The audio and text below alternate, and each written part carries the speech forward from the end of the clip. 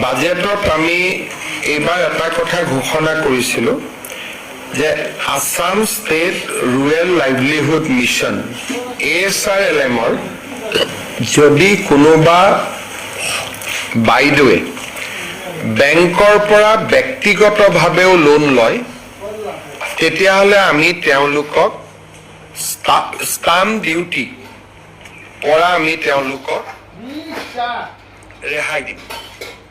আগতে আছিলে যে গ্ৰুপ হিচাপে লোন ললে আমি ষ্টাম্প ডিউটি নলৈছিলোঁ, কিন্তু এতিয়া আপোনালোকে জানে যে আমি এটা নতুনকৈ ভাৰতত এটা কনচেপ্ট আহিছে লাখপতি বাইদেউ।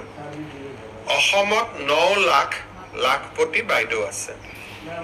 এই 9 লাখ লাখপতি বাইদেৱে তেওঁলোকৰ বেংক ষ্টেটমেণ্ট বেংক একাউণ্ট যদি প্ৰডিউচ কৰে বেংকে তেওঁলোকক লোন দিবলৈ আগ্ৰহী, কিন্তু তেওঁলোকে ষ্টাম্প ডিউটি দিব লাগিব, কাৰণ লোনৰ সময়ত বেংক আৰু লাখপতি বাইদেউৰ মাজত এখন এগ্ৰিমেণ্ট হয়।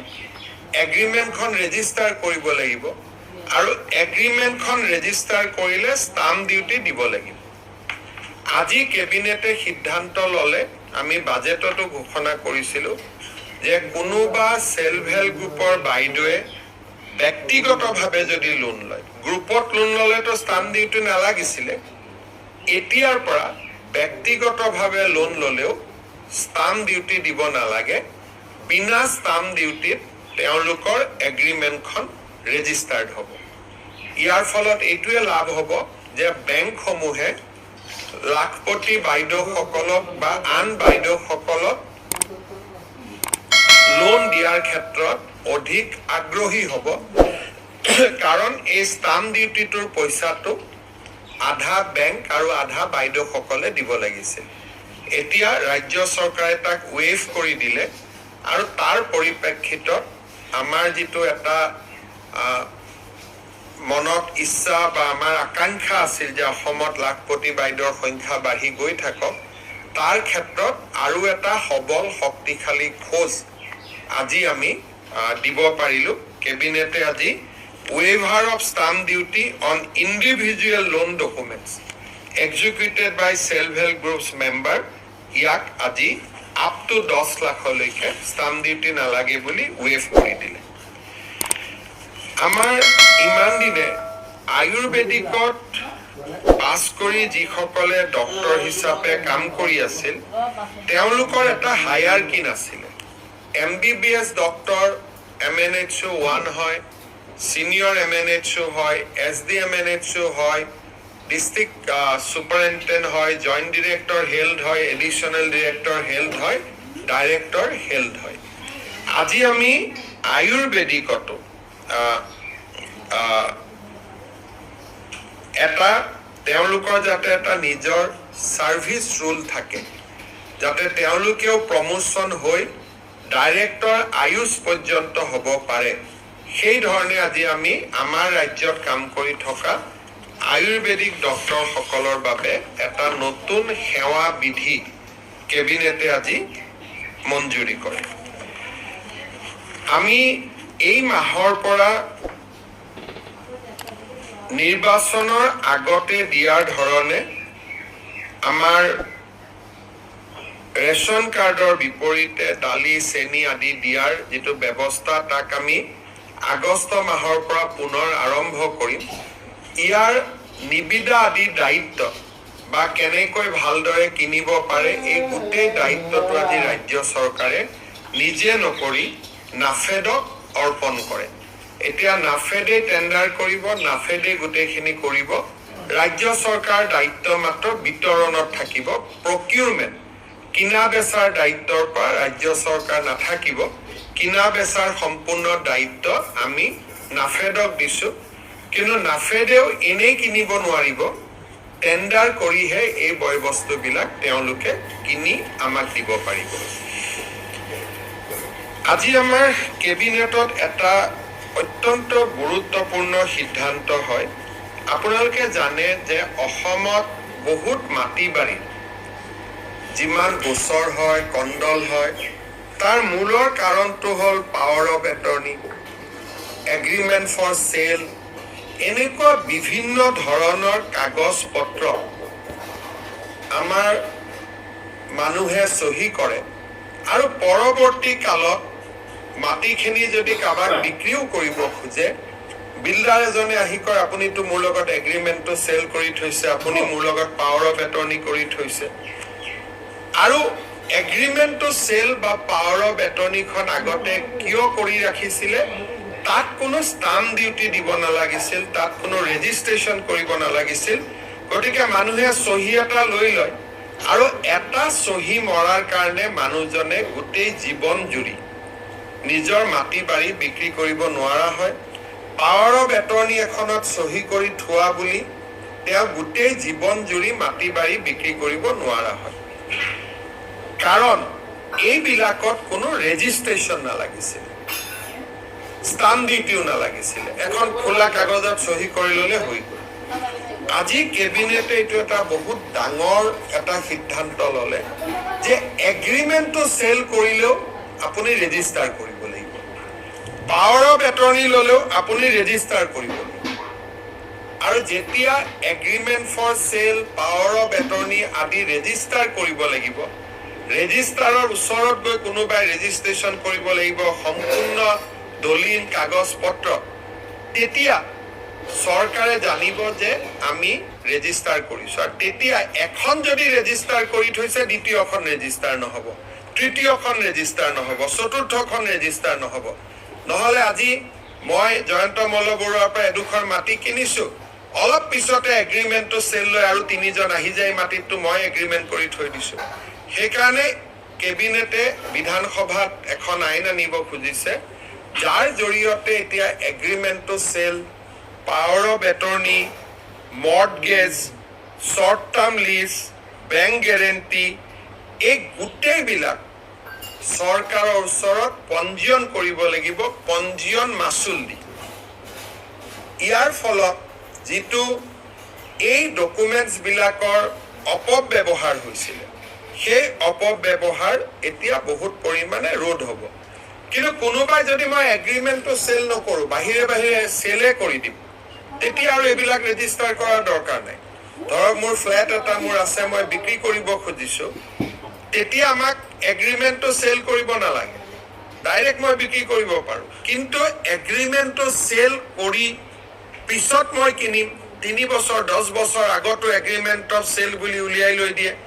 কোনোবাৰ মৃত ব্যক্তি, মোৰ নামত মাটি আছে ল'ৰাৰ নামত, দেউতা মৰিলে, দেউতাৰ চহী এটা লৈ আহি কয় যে এইটো এগ্ৰিমেণ্টটো চেল আছিলে। ল'ৰাজনে মাটিটো বিক্ৰী কৰিব নোৱাৰা হয়, কোৰ্ট কাছাৰীত যাবলগীয়া হয়। এক প্ৰকাৰ আধা গুৱাহাটীৰ মাটিত মৃত দেউতাকবিলাকৰ নামত এগ্ৰিমেণ্টটো চেল লৈ লেণ্ড ব্ৰকাৰবিলাকে ঘূৰি থাকে। সেইকাৰণে এতিয়াৰ পৰা নিয়ম হ'ল যে এগ্ৰিমেণ্টটো চেল আছে যদি আপোনাৰ ৰেজিষ্টাৰ্ড হ'ব লাগিব। গতিকে এটা বহুত ডাঙৰ আমি সংশোধনী এটা আনিছোঁ, আৰু মই ভাবোঁ যে ই বহুতখিনি মাটিৰ সৈতে জড়িত অপৰাধমূলক কাম কাজক ৰোধ কৰাত সহায় কৰিব। আগৰখিনিক এতিয়াতো আমি বেকডেটত ৰেজিষ্টাৰ কৰক বুলি ক'ব নোৱাৰোঁ, কোনোবাতো মৃত্যু হৈ গৈছে, কোনোবা, এইটো এটা প্ৰস্পেক্টিভ, আগত আৰু পুৰণাখিনিলৈকে যাব নোৱাৰি। কেবিনেটে আজি আৰু এটা সৰু সিদ্ধান্তৰ জৰিয়তে, যিহেতু আমাৰ প্ৰাগজ্যোতিষ মেডিকেল কলেজখন নতুনকৈ হ'ল, সেইকাৰণে মৰাণ, মটক, টাই আহোম, চুতীয়া আৰু কোচ ৰাজবংশীসকলৰ কাৰণে এটাকৈ ৰিজাৰ্ভ চিট বঢ়াই দিয়ে। আগতে মৰাণৰ ৰিজাৰ্ভ চিট আছিল 8টা, এতিয়া 9টা হ'ব মেডিকেলত। মটকৰ ৰিজাৰ্ভ চিট 8টা আছিল, এতিয়া 9টা হ'ব। টাই আহোম জনগোষ্ঠীৰ 10টা আছিল, এতিয়া 11টা হ'ব। চুতীয়া জনগোষ্ঠীৰ 9টা আছিল, এতিয়া 10টা হ'ব। কোচ ৰাজবংশীৰ 13টা আছিল, এতিয়া 14টা হ'ব। আৰু এটা এইবাৰ পৰীক্ষামূলকভাৱে কেবিনেটে 2খন মেডিকেল চিট আসন সংৰক্ষণ কৰিছে, যাৰ দেউতাক মাক দুয়োটাই।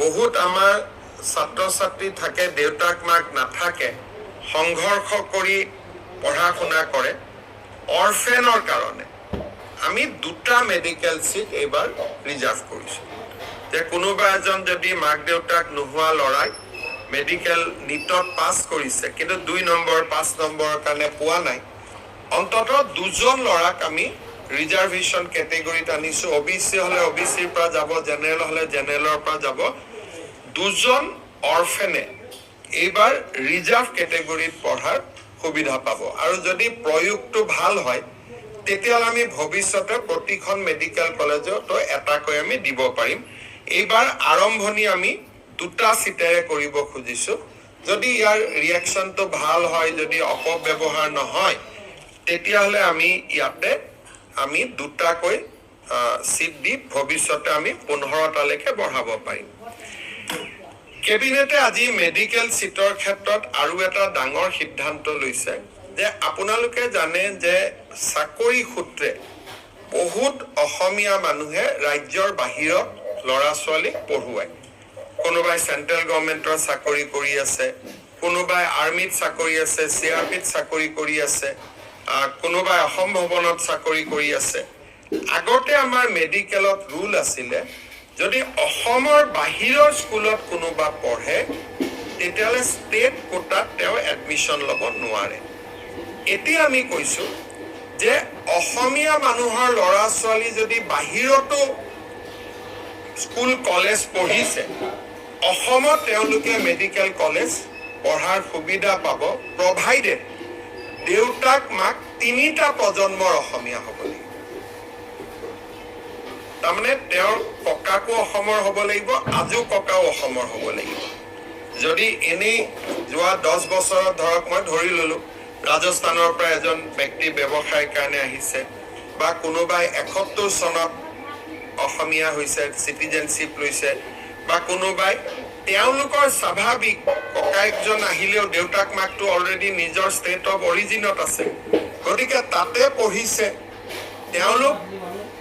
তেওঁলোকৰ কাৰণে আমি এইটো সুবিধা দিয়া নাই কাৰণ তেওঁলোকৰ পৰিয়ালৰ আধা অলৰেডি বাহিৰত পাৰ্মানেন্ট কৰি আছে কিন্তু যিসকল 3টা প্ৰজন্মৰ অসমীয়া তেওঁলোকৰ ল'ৰা ছোৱালী চাকৰি সূত্ৰে কৰ্ম সূত্ৰে বাহিৰত পঢ়িছে কিন্তু এইখন তেওঁলোকৰ ঘৰ নহয় তাত টেম্পৰাৰী আছে কিন্তু বাহিৰত পঢ়াৰ কাৰণে তেওঁলোকে মেডিকেল সিট অসমত নাপায় গতিকে সেই 3টা প্ৰজন্মৰ অসমবাসী জাতি যিয়ে নহওক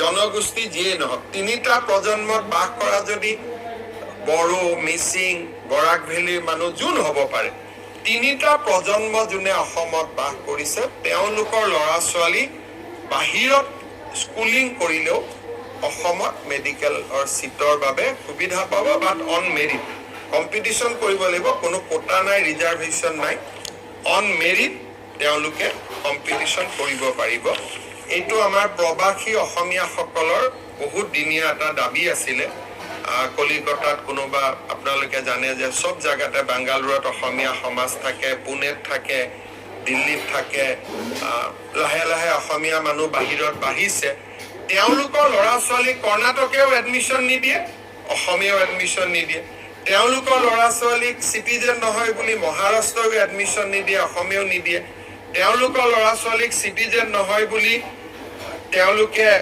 আন ৰাজ্যতো এডমিশন নাপায় অসমতো নাপায় অৰুণাচলত আমাৰ অসমীয়া মানুহ আছে অৰুণাচলত এডমিশন নিদিয়ে আমি নাপাওঁ শ্বিলঙত আমাৰ অসমীয়া মানুহ আছে শ্বিলঙতো পঢ়িব নোৱাৰে অসমতো পঢ়িব নোৱাৰে সেইকাৰণে আমি কৈছো যে তেওঁলোকৰ যদি দেউতাক মাক ককাক আজু ককাক মিলি 3টা প্ৰজন্ম যদি অসমত আছিলে 1951 চনত যদি অসমত আছিলে তেতিয়াহ'লে তেওঁলোকে অসমৰ মেডিকেল সিটত বাহিৰত স্কুলিং কৰিলেও তেওঁলোকে এতিয়া অসমত মেডিকেল পঢ়াৰ সুবিধা পাব এইটো প্ৰবাসী অসমীয়াসকলৰ কাৰণে এটা ভাল খবৰ কিন্তু অসমীয়া বুলি কওঁতে মই আকৌ কৈছো 51 চনৰ অসমীয়া হ'ব লাগিব 71ৰ নহয় 51ৰ অসমীয়া হ'ব লাগিব